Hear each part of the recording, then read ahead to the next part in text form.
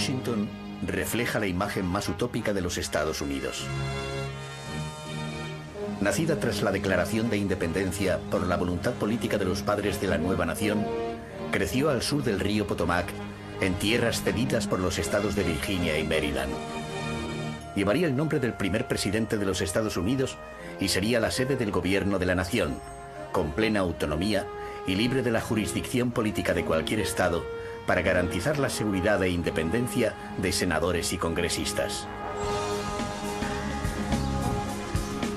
Washington, Distrito de Columbia, en honor del descubridor de América, fue creada de nueva planta, siguiendo los mismos criterios urbanísticos que 60 años después triunfarían en París con el Plan Haussmann.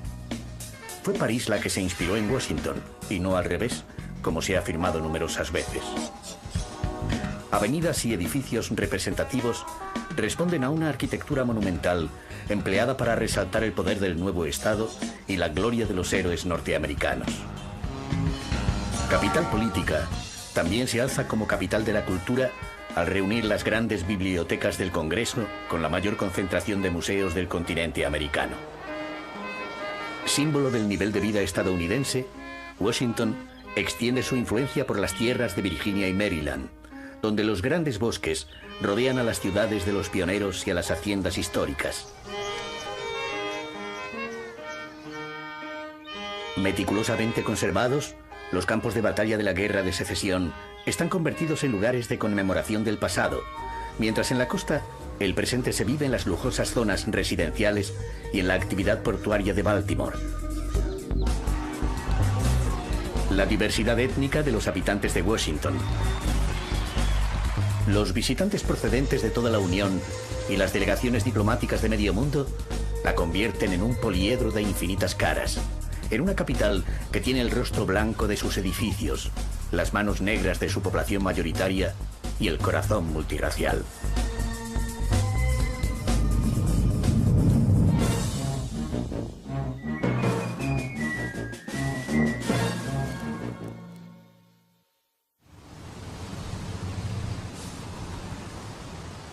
Rodeada por los bosques sagrados de los indios Piscataways, Washington nació para representar al nuevo Estado de América y ser símbolo de un orden social basado en el imperio de la razón, que había hecho suya la máxima de la Revolución Francesa: libertad, igualdad y fraternidad. George Washington encargó al ingeniero francés Pierre-Charles L'Enfant el plano de una capital que reflejara la grandeza de un imperio. En la Plaza de la Libertad se reproduce la retícula de calles originarias cortadas diagonalmente por grandes avenidas que llevan los nombres de los diferentes estados de la Unión. Siguiendo ritos masónicos, el 13 de octubre de 1792, George Washington colocó la primera piedra de la Casa Blanca, pero fue el único presidente que no la habitó. L'Enfant eligió una colina perfecta para levantar el Capitolio, que junto a la Corte Suprema y la Biblioteca del Congreso serían los tres edificios más representativos de la joven democracia. Centro de la ciudad y de todo el país, el Capitolio tenía que representar la soberanía del pueblo ejercida a través del poder legislativo. Era el espacio sagrado del nuevo Estado y, como tal, fue cubierto por una cúpula descomunal inspirada en la Basílica de San Pedro de Roma. Los padres de la patria quisieron subrayar su importancia simbólica al prohibir que ningún edificio de la ciudad lo superase en altura, lográndose una urbe de volumetría uniforme, sin rascacielos disonantes. Las escalinatas se repiten a modo de pedestales de los edificios públicos. La colindante Biblioteca del Congreso toma un cariz afrancesado que recuerda a la Ópera de París. El edificio está dedicado a Thomas Jefferson, en recuerdo al padre de la patria que dijo: educad al pueblo en general, y la tiranía y la opresión de cuerpo y de mente desaparecerán como los espíritus de las tinieblas cuando llega el día. Abierta a la consulta pública, sus fondos superan los 100 millones de documentos y sus salones acogen a numerosos actos culturales.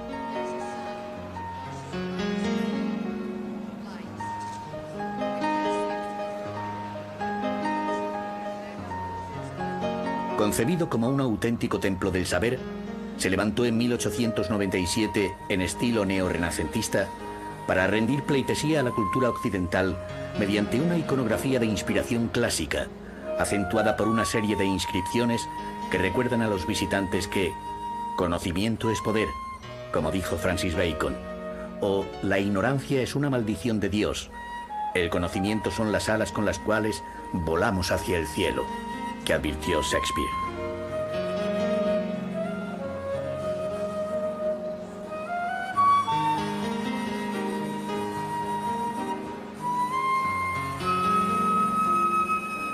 La grandiosidad de los fondos está enriquecida con joyas bibliográficas que se muestran al público, como la Biblia de Gutenberg, el primer libro impreso con tipos movibles, y la Gran Biblia de Maine manuscrita. La biblioteca, que comenzó con la colección privada de Jefferson, no dejó de incrementar sus fondos hasta convertirse en la mayor del mundo, ampliándose con 2 edificios anexos, el John Adams, de 1939, y el James Madison, de 1980.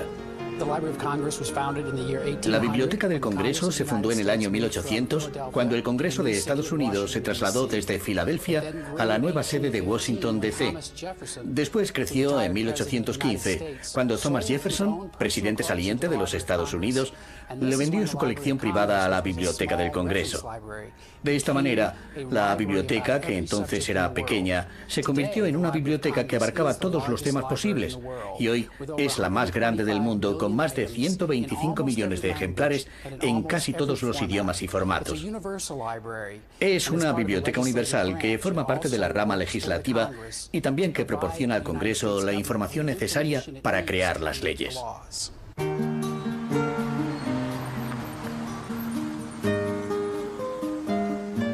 Custodiado por el Jardín Botánico y los edificios dedicados a las oficinas de congresistas y senadores, el Capitolio oculta en el subsuelo un hormiguero administrativo y secreto, con calles subterráneas que permiten el acceso directo de los legisladores al Congreso y al Senado. A la espalda de los edificios administrativos, la colina del Capitolio conserva las casas del siglo XIX, que pertenecieron a los primeros congresistas y que guardan la esencia de un tiempo que se niega a pasar y sobrevive en los barrios residenciales de Washington.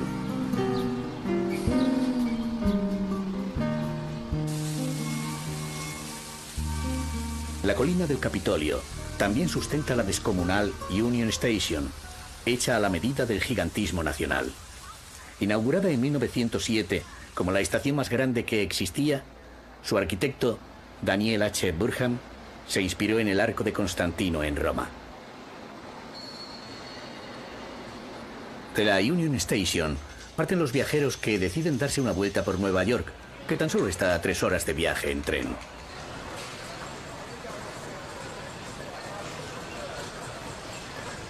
A ella llegan diariamente 600.000 trabajadores de la maquinaria estatal y económica que rige al coloso americano.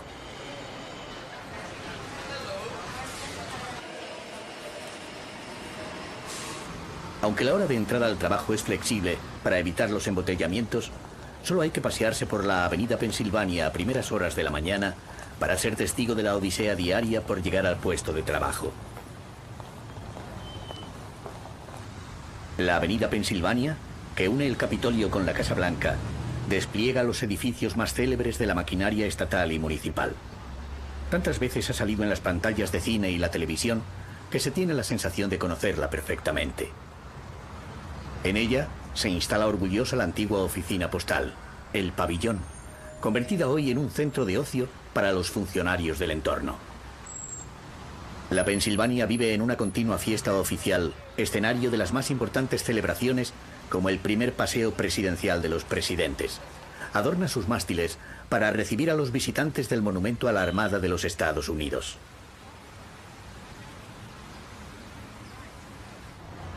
Otro famoso edificio, el del FBI, Oficina Federal de Investigaciones, de estilo brutalista, alberga a 8.000 policías que investigan con la tecnología más avanzada delitos criminales agrupados en 250 categorías distintas.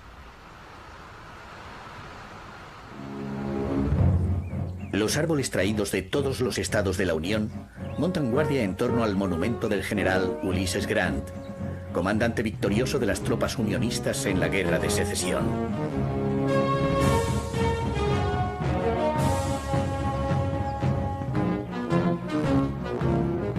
Ante el Capitolio, avanza poderosa la Avenida del Mall, concebida como un espacio conmemorativo dedicado a los grandes hombres que hicieron posible la nación. Pero el Mall también tiene un significado cultural al albergar la mayor concentración de museos que existe. Museos que en buena parte responden a la labor filantrópica de los grandes coleccionistas norteamericanos que terminaron por legar sus colecciones privadas. El castillo Smithsonian recuerda al mayor mecenas de la ciudad, el científico James Smithson, que aunque no estuvo en vida en territorio estadounidense, donó toda su fortuna con la esperanza de que en el nuevo estado imperase un orden más democrático que en el Reino Unido, cuya Cámara de los Lores le había rechazado al ser hijo ilegítimo de un duque. Con el nombre de Smithsonian, creó en 1846 una institución que incrementara y difundiera el conocimiento entre los hombres. En la actualidad, 9 de sus museos se alzan en el Mall, con 75 millones de objetos que pueden contemplarse gratuitamente. Prueba máxima del mecenazgo, la Galería Nacional de Arte reúne una pinacoteca de obras maestras de los siglos XIII en adelante, iniciada por el magnate Andrew W. Mellon.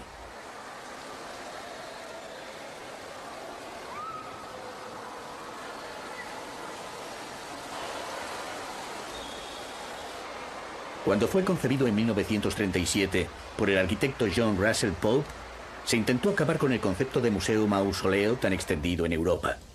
Aquí se quiso un museo salón, cómodo y acogedor para el visitante. Un museo que solo podría incrementar sus colecciones por donaciones filantrópicas.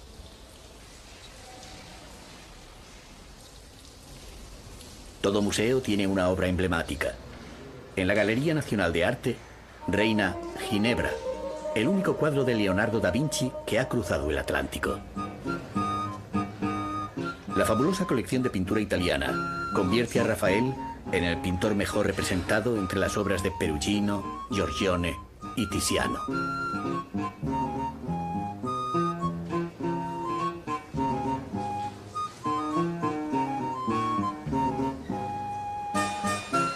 Las obras maestras de Rembrandt cuelgan en las salas dedicadas a la pintura holandesa, junto a las de Rubens. La Galería Nacional de Arte dedica una importante sección al siglo XIX.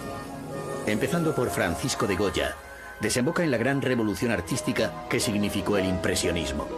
Manet, Renoir o Toulouse-Lautrec están magníficamente representados junto a Cézanne, que alejados de las modas muestran la esencia de las cosas.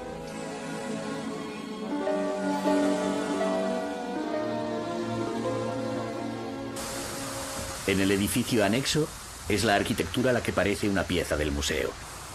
Un bello y diáfano envoltorio, proyectado por Ming Pei, fue construido en 1978 para albergar las colecciones de arte de los siglos XX y XXI. El arquitecto japonés se especializó en levantar edificaciones ultramodernas en entornos históricos, como hizo también con la pirámide de cristal en el Museo del Louvre. Los iconos de la pintura norteamericana, como el retrato de Marilyn realizado por Andy Warhol, indican que cada época debe encontrar su propia forma de expresión.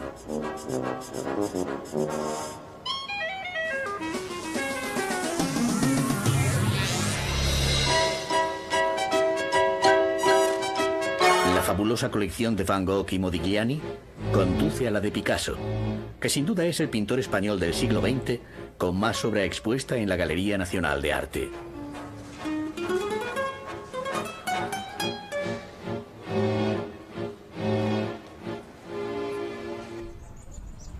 Justo en el centro del mall, George Washington, el fundador de la ciudad, el héroe de la independencia, obtiene el homenaje de su pueblo mediante un sobrio obelisco de 150 metros de altura.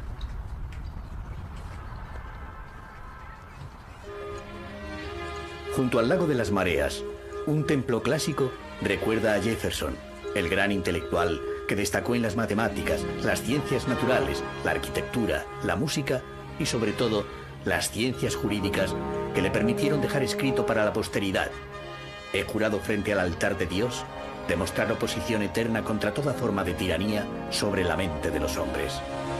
Palabras que 225 años después siguen teniendo vigencia para los que creen en un mundo más justo.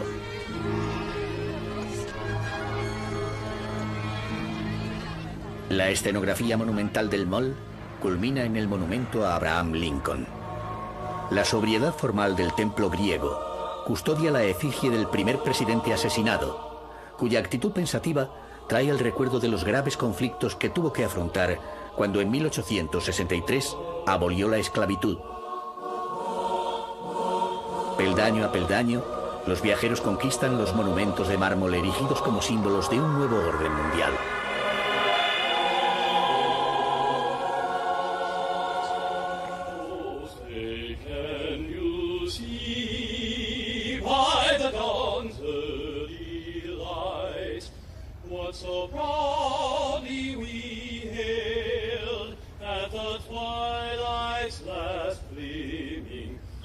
Pero entre la hierba se inicia otro recorrido en busca de los muertos en combate.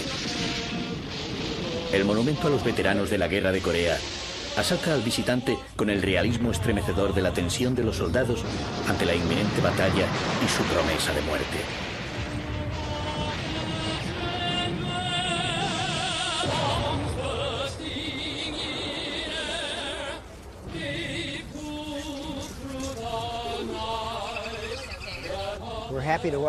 Edgar fue capitán de los marines durante la guerra.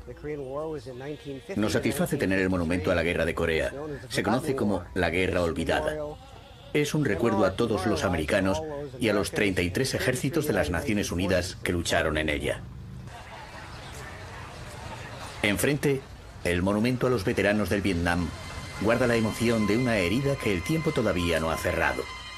Los grupos escultóricos reproducen la crudeza de una guerra donde lucharon hombres y mujeres de las diferentes razas que pueblan esta nación.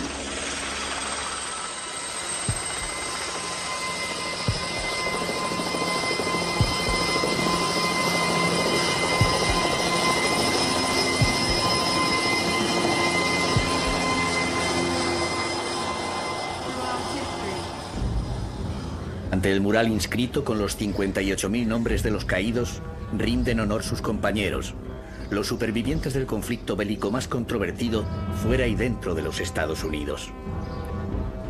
No se olvida esta guerra. Los veteranos con su presencia recuerdan que aquella dura experiencia les hizo cambiar para siempre, y muchos de ellos se apartaron del sueño americano.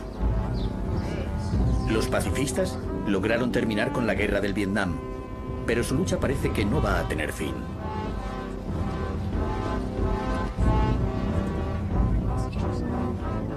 A menudo, los familiares buscan en el fúnebre listado, ordenado cronológicamente, el nombre de su ser querido para llevarse el recuerdo del calco de un puñado de letras.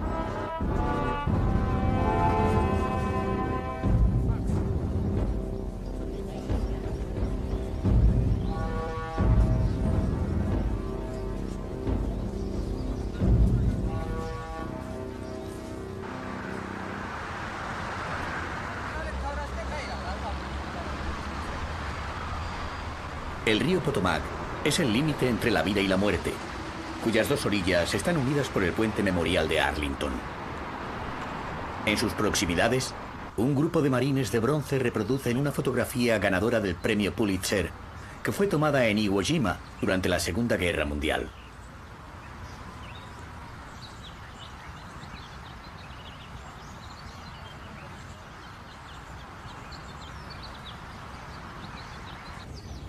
Los verdes prados de Arlington no acogen a jóvenes besándose como sucede en el Mall, sino a los militares muertos en guerras y más guerras que hacen meditar en el belicoso pasado del país. Cada zona corresponde a un conflicto. La guerra de la independencia, la guerra de secesión, la guerra con España, las dos guerras mundiales, la guerra de Corea, la guerra de Vietnam, la guerra del Golfo, la guerra de Afganistán. Sin embargo, el monumento funerario más visitado no corresponde a un soldado, sino al presidente John Fitzgerald Kennedy, asesinado en 1963, que descansa junto a sus dos hijos muertos a temprana edad y a su viuda, Jacqueline Bouvier Kennedy Onassis.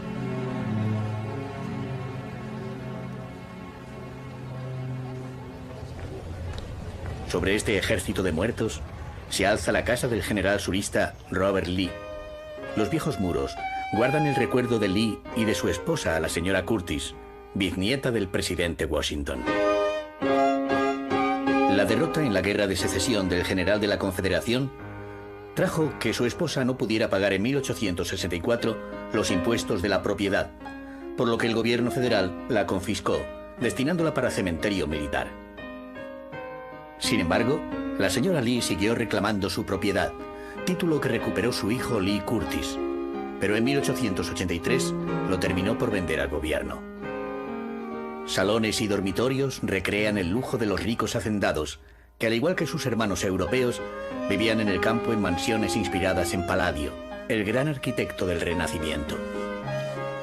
La moda europea representaba el esplendor de una sociedad crecida sobre la mano de obra esclava, que comenzó a desaparecer tras la derrota del general Lee y la consiguiente abolición de la esclavitud decretada por Abraham Lincoln.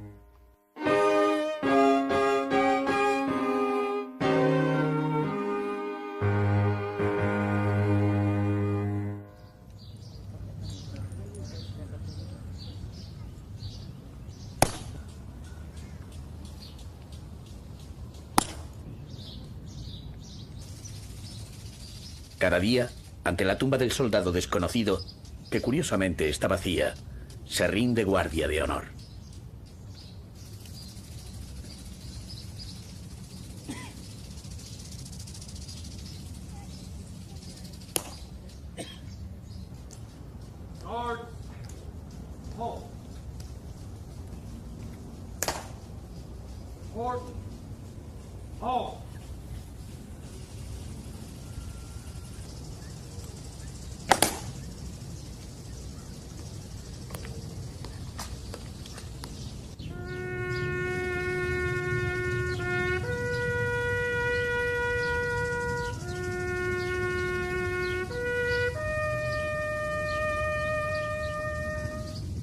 Pero el silencio es el mejor homenaje para las 215.000 personas enterradas en Arlington frente al Mall.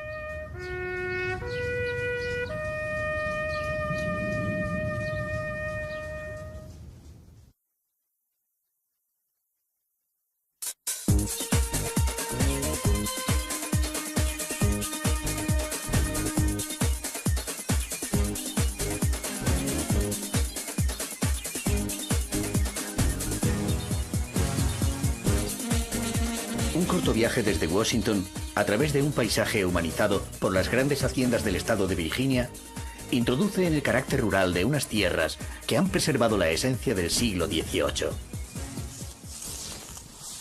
Sus bosques también guardan retazos de una guerra que no se olvida. A orillas del cercano río Bull Run, se enfrentaron sin piedad federados y confederados en dos batallas decisivas que se conmemoran en el Manassas National Battlefield Park.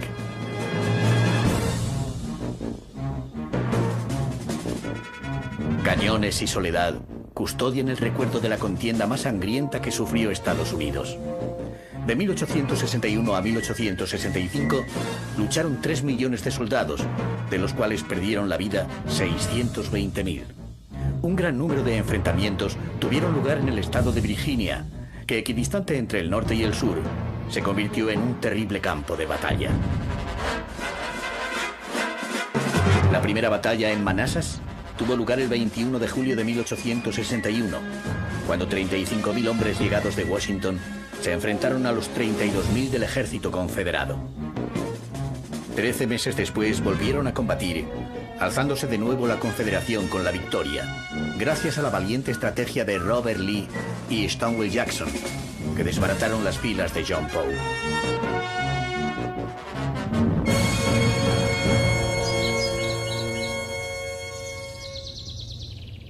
Rememorar el pasado se ha convertido en una obsesión de los habitantes del estado de Virginia.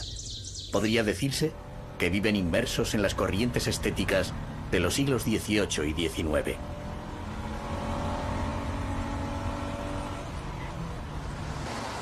Al pasear por Fredericksburg, resulta fácil rememorar la época de su fundación, en 1728, y los prósperos años en que fue un puerto tabacalero, hasta convertirse en un importante centro comercial.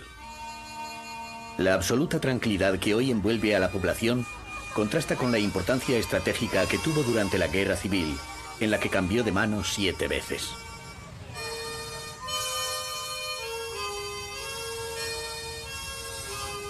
Muchas casas coloniales se salvaron o fueron restauradas minuciosamente. Algunas, como las residencias de la madre y de la hermana de George Washington, la taberna y la farmacia, se abren como museos conmemorativos del primer presidente.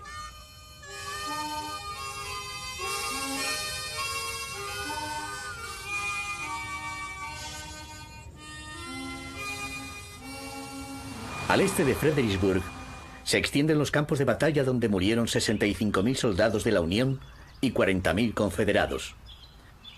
El cementerio se alza como un desconsolador epílogo de una guerra que ha entrado a formar parte de la geografía de la leyenda al ser la protagonista de numerosas novelas y largometrajes.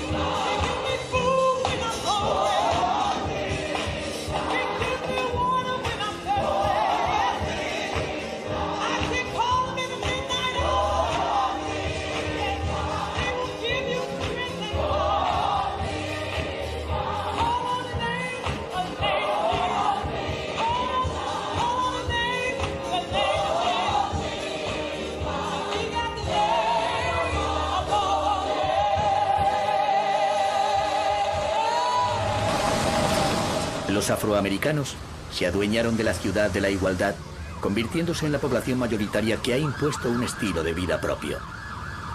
En Washington se escribieron las grandes páginas de la historia del abolicionismo.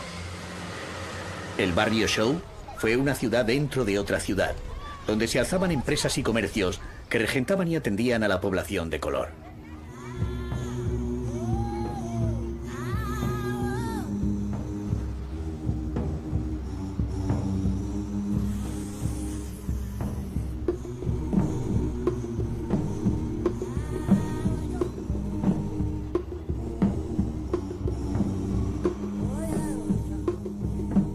El bronce recuerda a los 209.000 soldados afroamericanos que lucharon por la abolición de la esclavitud. Curiosamente, 7.000 de estos nombres pertenecen a oficiales blancos, pero también hay 2.500 con apellidos hispanos que lucharon junto a los afroamericanos en esta guerra para poner fin a la esclavitud y hacer de América un país en el que todo el mundo fuese libre. Es una historia curiosa porque en este barrio donde nos encontramos existe un alto nivel de integración. Hay una comunidad hispana muy alta y estamos contentos de decir que este monumento es universal y multicultural, que representa a una comunidad y a todo el mundo.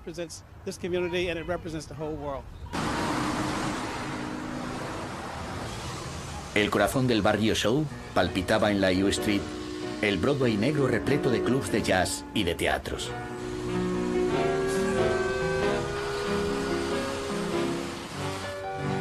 En la actualidad, solo queda abierto el Teatro Lincoln y algunos clubes que viven la estela dejada por Duke Ellington.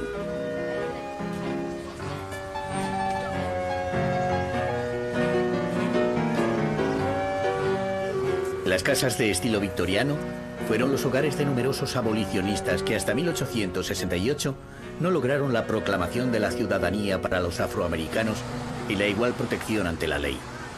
En 1870 obtuvieron otro triunfo histórico con la extensión de los derechos civiles a todos los ciudadanos, independientemente de su raza, color o previa condición de esclavos. Tuvieron que esperar hasta 1954 para conseguir que la Corte Suprema aprobase que blancos y negros fueran al mismo colegio.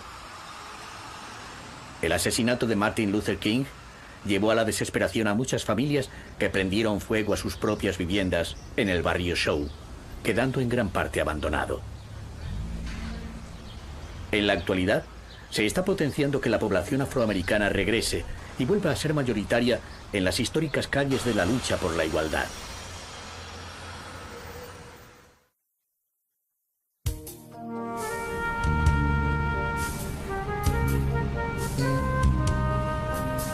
Un cinturón de ciudades históricas rodean a la capital federal.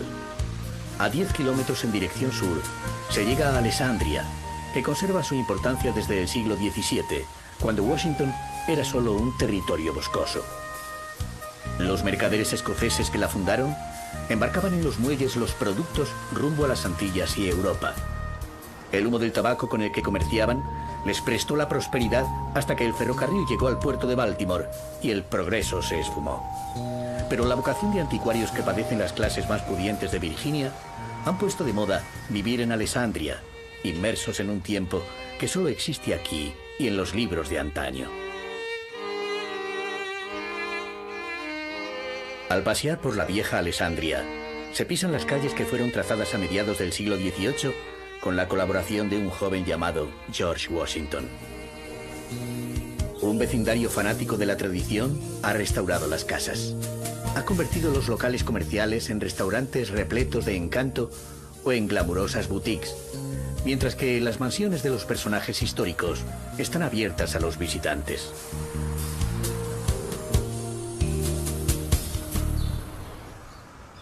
La tranquilidad visual se rompe ante una reproducción bastante fiable del Faro de Alejandría, levantada en 1932. No es fácil visitar en el mundo un templo masón. Con la emoción de realizar algo excepcional, se atraviesan las puertas del templo. La gran nave central rinde tributo a George Washington, el artífice de la independencia. En los frescos se representan los actos masónicos celebrados durante la colocación de la primera piedra del Capitolio. La gran sala desentraña buena parte del secretismo de una organización que aglutinó a gran número de las cabezas pensantes de los siglos XVIII y XIX.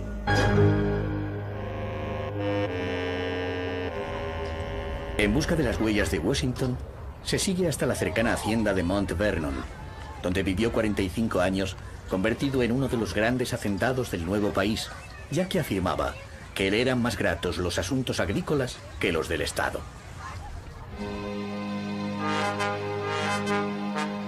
Sus puertas siempre estaban abiertas a los independentistas que conspiraban en los salones, como Lafayette, que visitó al padre de la libertad y le regaló la llave que abrió la puerta de la Bastilla.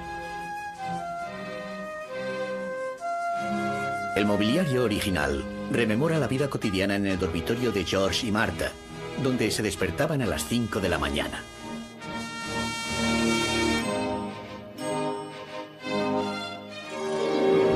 En su estudio, trabajaba George hasta las 7 de la mañana, hora de desayunar y de partir a supervisar los trabajos agrarios.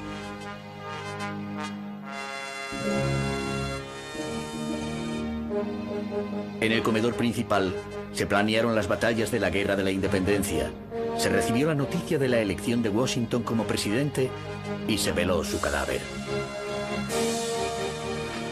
Al otro lado del lujo, Mount Vernon también muestra cómo era la vida de los esclavos de las plantaciones y sus quehaceres diarios. Un mundo rural en el que está enterrado Washington, alejado del boato oficial.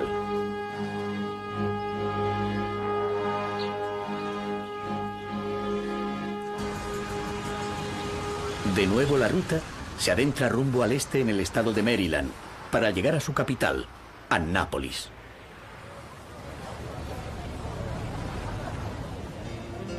De estilo colonial y de dimensiones reducidas, Sus calles son un alarde de vida tranquila, reticente a cualquier tipo de ostentación.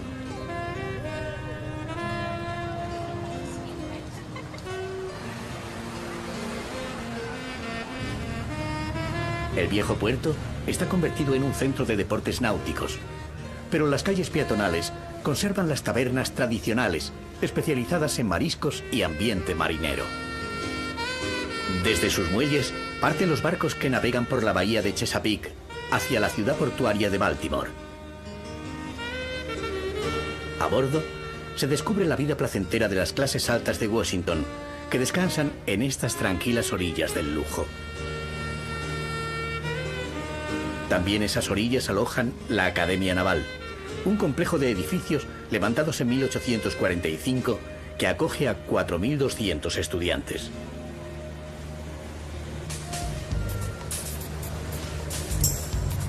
Baltimore se presenta como la antítesis de Annápolis. No solo por estar convertida en la mayor ciudad del estado de Maryland, sino también por su gusto por la modernidad frente a la tradición.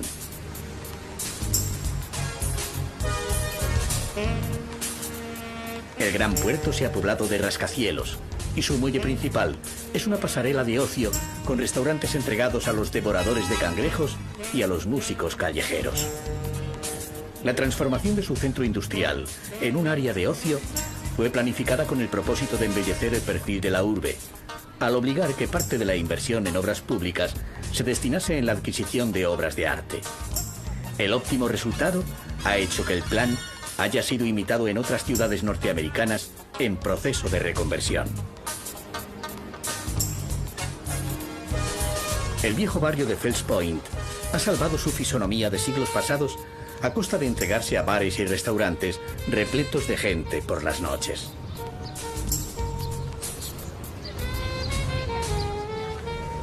Baltimore es el tercer puerto más grande de la costa atlántica después de Nueva York y Boston. Pero en lo referente al béisbol, los Orioles no se dejan ganar la delantera.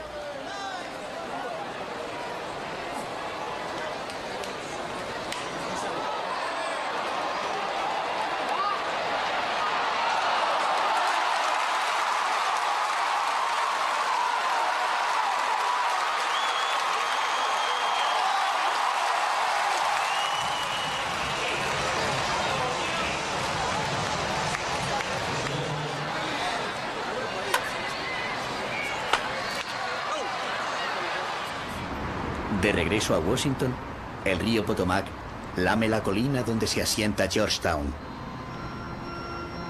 La mole de la prestigiosa universidad donde estudió Su Alteza Real el Príncipe Felipe sobresale entre el conjunto de casas de los siglos XVIII y XIX, en las que anidan los famosos desde que Jacqueline Kennedy las pusiera de moda entre el vecindario más elegante de la ciudad.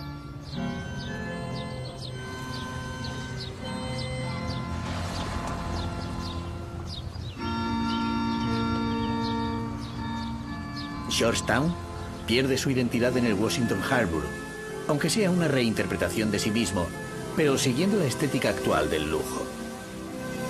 El conjunto ofrece un buen pretexto para que los habitantes de Washington se entreguen a su gran pasión, vivir la calle y disfrutar de los espacios naturales.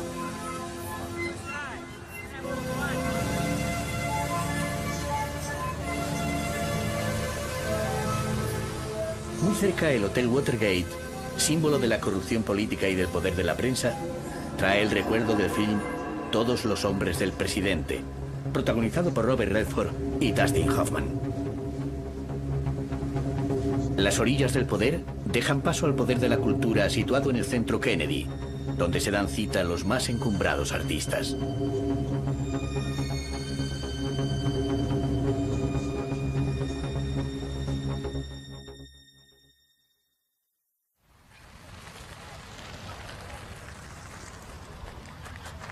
El mejor espectáculo de Washington tiene lugar cada jornada en el Mall. El reparto está protagonizado a partes iguales por los habitantes de los barrios históricos y por los foráneos que llegan de toda la Unión a conocer los símbolos de su cultura.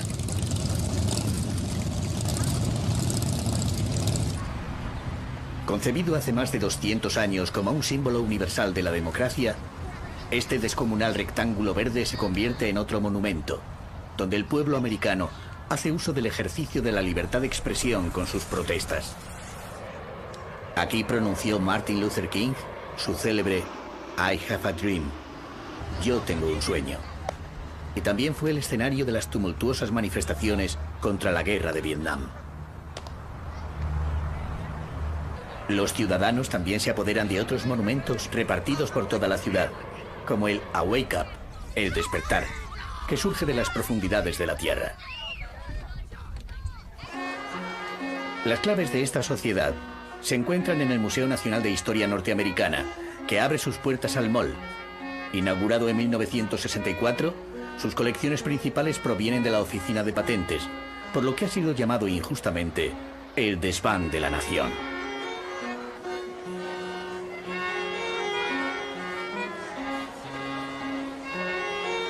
Sala a sala se muestra el desarrollo económico y social, desde los pioneros y la revolución industrial que cambió la faz del joven país, hasta los antepasados de los electrodomésticos más usados.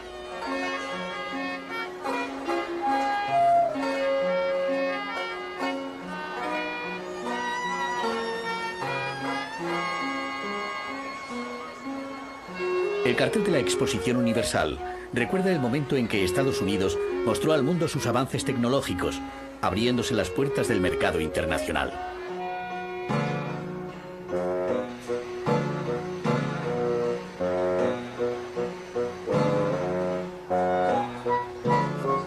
La planta baja, dedicada a las ciencias y la tecnología, destaca por la maquinaria agrícola, el desarrollo de la locomoción y los aparatos eléctricos.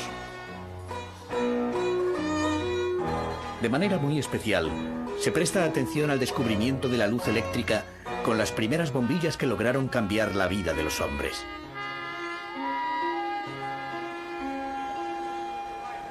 Si Estados Unidos se situó a la cabeza de la revolución científica y tecnológica, también lo hizo en la otra gran revolución de los 2 últimos siglos, que condujo a la igualdad de la mujer con el hombre. Las primeras sufragistas norteamericanas son recordadas con justicia en el Museo Nacional de Historia Norteamericana.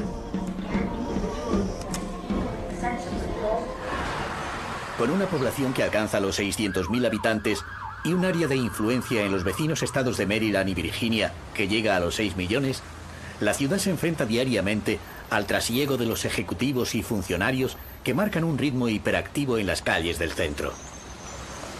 La máquina del Estado mueve una parte importante de la vida de Washington, que acoge al cuerpo diplomático y a las delegaciones de todo el mundo. Grandes hoteles y restaurantes reciben a los delegados provenientes de todo el país para celebrar convenciones empresariales o asistir a las reuniones con congresistas y senadores.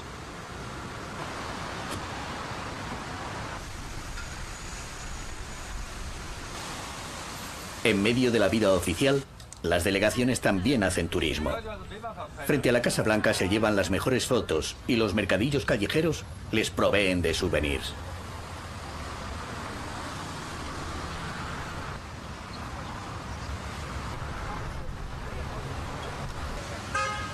El estilo neogótico de la Catedral Nacional se impone como el punto más elevado del skyline de la capital federal. Comenzada en 1921 por el arquitecto Philip Hubert Frohman, puede considerarse el último gran templo gótico que se ha construido. La 6ª catedral más grande del mundo es la sede del obispo que preside la Iglesia Episcopal de los Estados Unidos, pero curiosamente está abierta a ceremonias religiosas para otros cultos.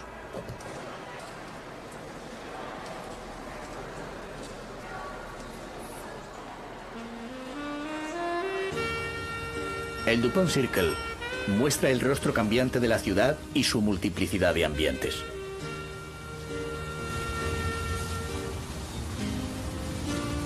Una calle o un parque se elevan como fronteras invisibles entre los barrios más lujosos o los marginales, entre las zonas comerciales y los barrios étnicos.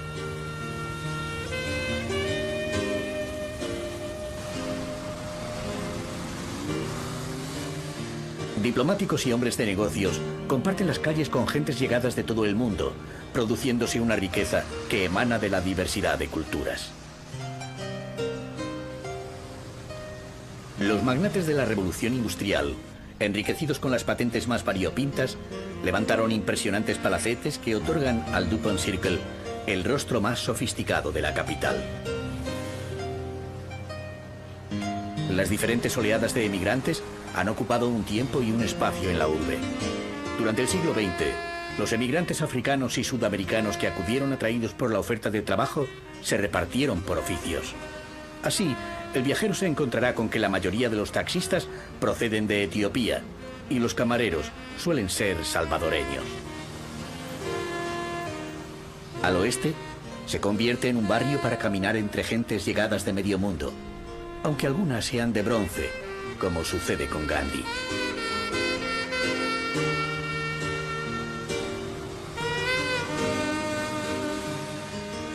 Galerías de arte y museos privados como la Phillips Collection, célebre por su colección de arte moderno, conviven con los palacetes de las embajadas y centros culturales de numerosos países, entre ellos España.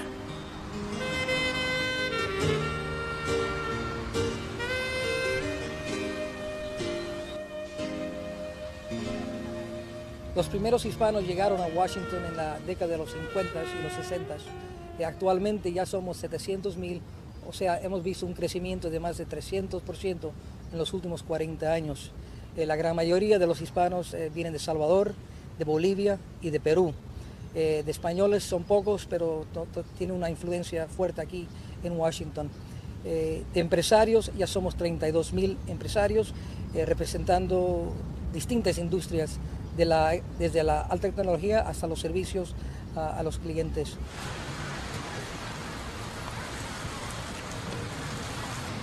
Nadie duda que el Museo Nacional del Aire y el Espacio sea una visita obligada del viajero en Washington, ya que atraviesan sus puertas 9 millones de personas al año.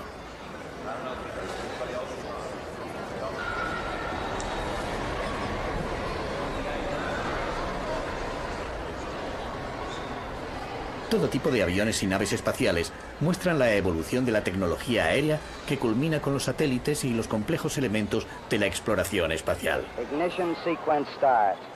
6, 5, 4, 3, 2, 1, 0. All engine running. Liftoff. We have a liftoff. Desde la nave Friendship, que usó John Glenn para dar la vuelta a la Tierra en 1962, al Apolo 11, con el que los hombres llegaron a la Luna en 1969. Desde el Voyager I, que sacó las primeras fotografías del sistema solar, hasta los cohetes propulsores, las naves espaciales y un sinfín de objetos auténticos usados por los astronautas que marcan los grandes hitos de la carrera espacial.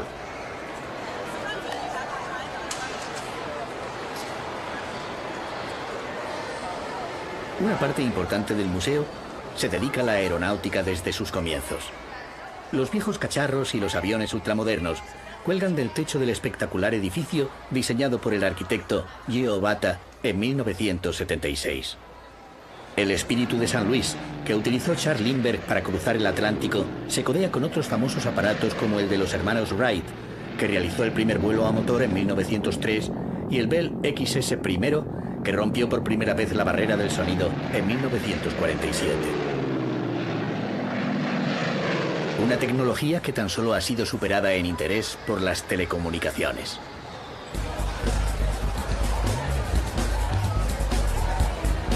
La pasión televisiva inunda los establecimientos públicos. Y en el Sport Café, los clientes siguen varios encuentros deportivos a la vez, mientras toman una copa y devoran las especialidades de la cocina rápida.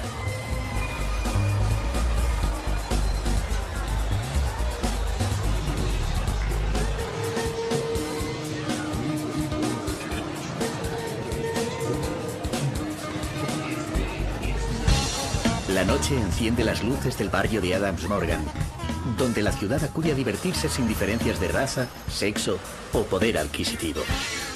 Cada comunidad abre su restaurante o su bar, dando lugar a una mezcolanza étnica difícil de imaginar en otras capitales mundiales. Washington pasea y se divierte en las calles, hiperactiva y culta, multirracial y abierta, oficialista y bohemia. La ciudad que venera a los fundadores del Imperio Americano tiene tantos ambientes como grupos étnicos pueblan sus aceras. Pero su canción más profunda sale de las gargantas afroamericanas que pueblan los clubs de jazz desde los tiempos en que George Washington decidió inventar una capital junto al Potomac.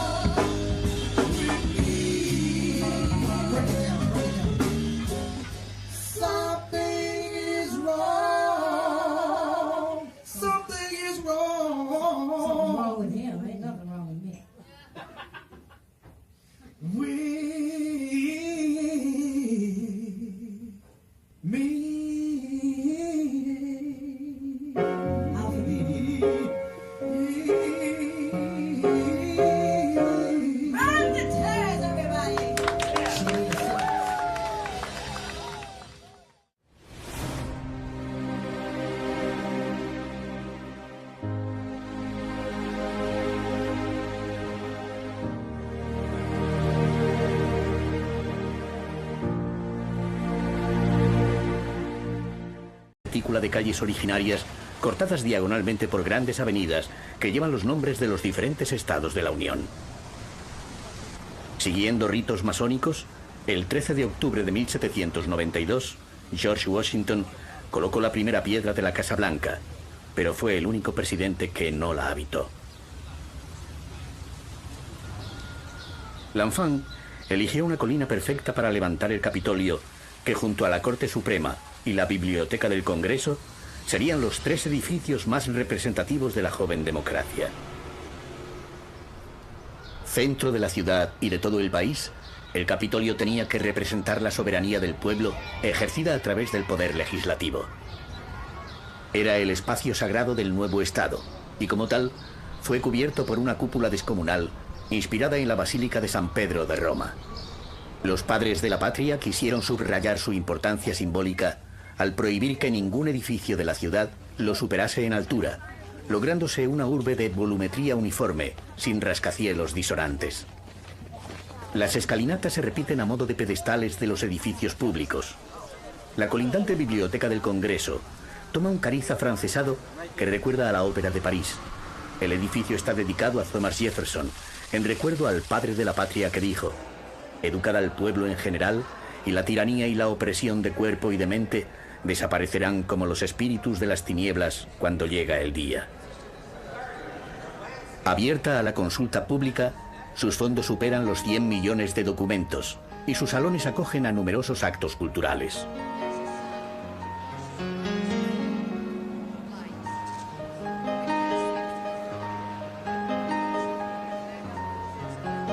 Concebido como un auténtico templo del saber, se levantó en 1897 en estilo neorrenacentista para rendir pleitesía a la cultura occidental mediante una iconografía de inspiración clásica, acentuada por una serie de inscripciones que recuerdan a los visitantes que conocimiento es poder, como dijo Francis Bacon, o la ignorancia es una maldición de Dios, el conocimiento son las alas con las cuales volamos hacia el cielo, que advirtió Shakespeare.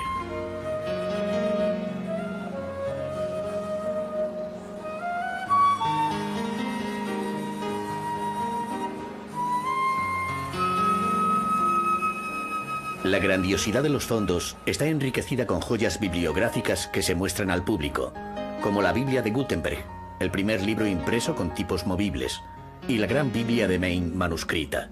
La biblioteca, que comenzó con la colección privada de Jefferson, no dejó de incrementar sus fondos hasta convertirse en la mayor del mundo, ampliándose con dos edificios anexos, el John Adams, de 1939, y el James Madison, de 1980. Rodean a las ciudades de los pioneros y a las haciendas históricas.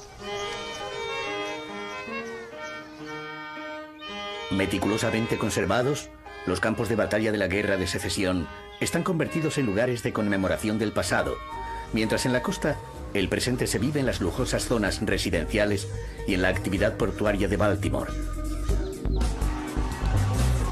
La diversidad étnica de los habitantes de Washington. Los visitantes procedentes de toda la Unión y las delegaciones diplomáticas de medio mundo la convierten en un poliedro de infinitas caras, en una capital que tiene el rostro blanco de sus edificios, las manos negras de su población mayoritaria y el corazón multirracial.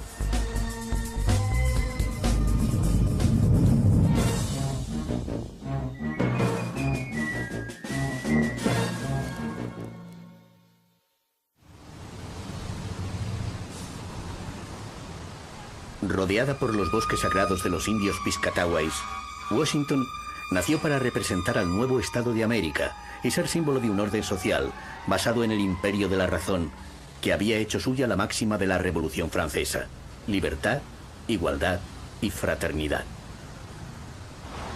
George Washington encargó al ingeniero francés Pierre-Charles L'Enfant el plano de una capital que reflejara la grandeza de un imperio. En la Plaza de la Libertad se reproduce la Washington refleja la imagen más utópica de los Estados Unidos. Nacida tras la declaración de independencia por la voluntad política de los padres de la nueva nación, creció al sur del río Potomac, en tierras cedidas por los estados de Virginia y Maryland.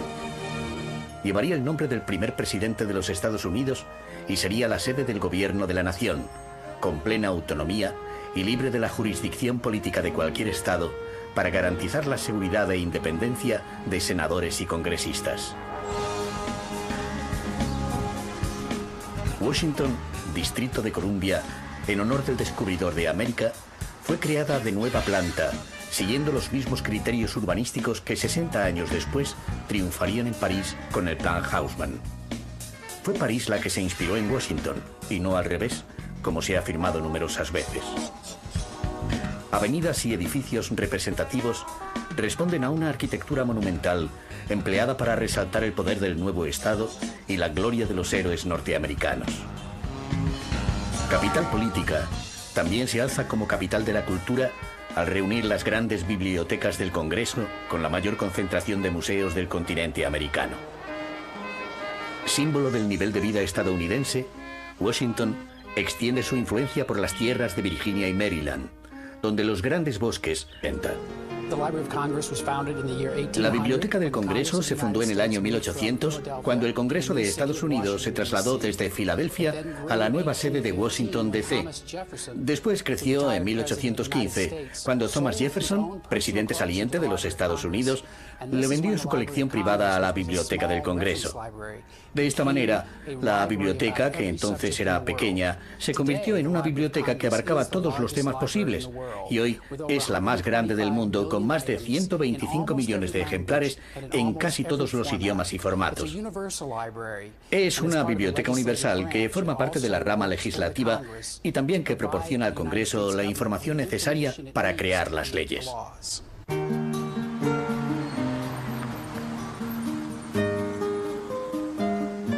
Custodiado por el Jardín Botánico y los edificios dedicados a las oficinas de congresistas y senadores, el Capitolio oculta en el subsuelo un hormiguero administrativo y secreto, con calles subterráneas que permiten el acceso directo de los legisladores al Congreso y al Senado.